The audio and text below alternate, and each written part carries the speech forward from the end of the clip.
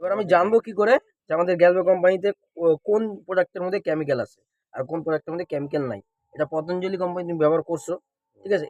শুধু দেখানোর একটাই উদ্দেশ্য কি বলতো, আমাদের কোম্পানি কোনো রকম ভাবে অ্যাডভার্টাইজ করে না, এবং কি তোমার কোম্পানিটা আমার কোম্পানিটা ভালো কি ভালো না সেটা বুঝবো কি করে, ঠিক আছে? এটা আমি কোনো কোম্পানিকে ছোট করতে আসিনি কিন্তু, ঠিক আছে? আমি জাস্ট তোমাকে প্রুফ দেখাতে আসছি। সেন্টেন্সটা করো। হ্যাঁ করি। এটা ছাড়া এগুলা ইউজ করবো না জীবনে। করবা না তো? না, ওই আচ্ছা সেন্টেন্সটা দাও তাহলে। আচ্ছা, পতঞ্জলি আর সেন্সুডেন্স, ঠিক আছে? আর প্লাস এটা দাও, আচ্ছা আচ্ছা, তাহলে ব্যাপারটা বোঝা যাবে। একদম একদম।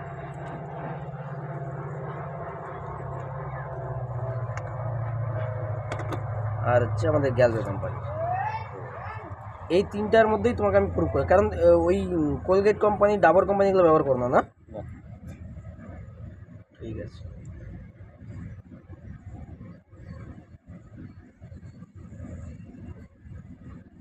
এইবার আমি দিয়ে দেবো এর মধ্যে কি বলতো, অ্যাসিড, সাধারণ কেমিক্যাল, ঠিক আছে, যেটা আমরা টয়লেটের মধ্যে ব্যবহার করি, আচ্ছা। ঠিক আছে?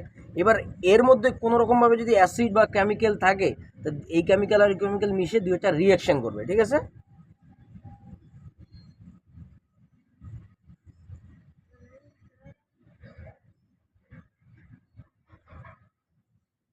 তো 2 আর 7 7 কিরকম রিয়াকশন? এটা হচ্ছে পতঞ্জলি, ঠিক আছে? এর মধ্যে বলে যে কোনো রকম ভাবে কেমিক্যাল নাই। হ্যাঁ। আর দেখো যদি কেমিক্যাল নাই থাকতো তাহলে সঙ্গে সঙ্গে রিয়াকশন করতো না, ঠিক আছে? এবার এটা হচ্ছে সেন্সুডেন্ট, ঠিক আছে?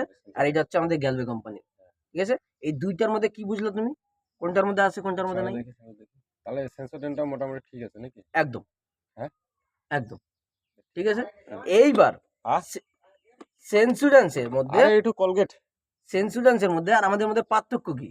হ্যাঁ, হুম। এবার সেন্সুডেন্স যদি আমি ব্যবহার করি তাহলে আমাকে খরচার দিকে আমি দেখি, এটা 75 গ্রাম, হ্যাঁ। কত জানো? 75 গ্রাম 130 টাকা, ঠিক আছে? এমআরপি লেখাই আছে এখানে, হ্যাঁ, হ্যাঁ, যাই হোক। এই যে হুম।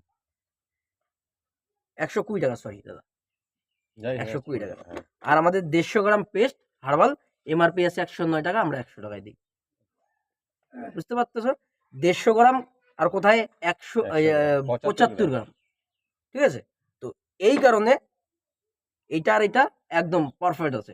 এবার তুমি খরচার দিক দিয়ে কোনটা বাজাবা? এটা পুরো হার্বাল ন্যাচারাল, আর এটা ডাক্তারের পরামর্শ, বুঝতে পারছো?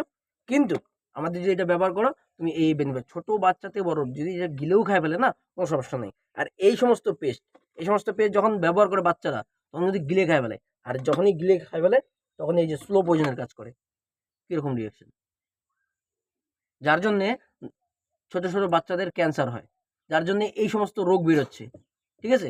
যে ছোট ছোট বাচ্চা দেখবো কেউ কেউ বিড়িও খায় না, কোনো নেশা করে না, তবুও ক্যান্সার হচ্ছে। খালি এটা তো কোলগেট সাবান থেকে শুরু করে টোটালি